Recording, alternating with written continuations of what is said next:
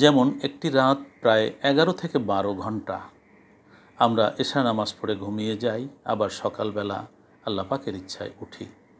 কিন্তু এই 12 ঘন্টার মধ্যে আমি 5 মিনিট থেকে 10 মিনিট সময় বার করতে পারি না যে 2 রাকাত অথবা 4 রাকাত তাহাজ্জুদ নামাজ পড়বার।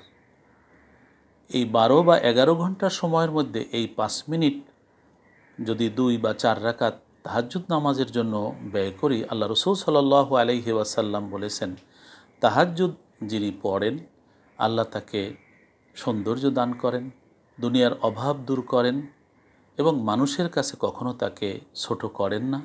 তার কবর আলোকিত হয়, তার মৃত্যু সহজ হয় এবং পরকালে আল্লাহ পাক রব্বুল আলামিনের কাছে তার জন্য জান্নাত নিশ্চিত হয়। কিয়ামতের ময়দান তার জন্য দুঃখ কষ্টের পরিবর্তে সুখের এবং শান্তির হয়।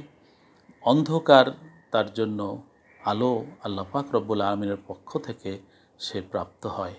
অতএব এত কিছু আমরা পেতে পারি মাত্র এই 10 মিনিট সময় বের করলে। যে ব্যক্তির প্রতিটি রাত কাটে 11 থেকে 12 ঘন্টার, তার যদি এই 5 থেকে 10 মিনিট সময় বের করতে না পারে তাহলে সে তো সৌভাগ্য বঞ্চিত হলো।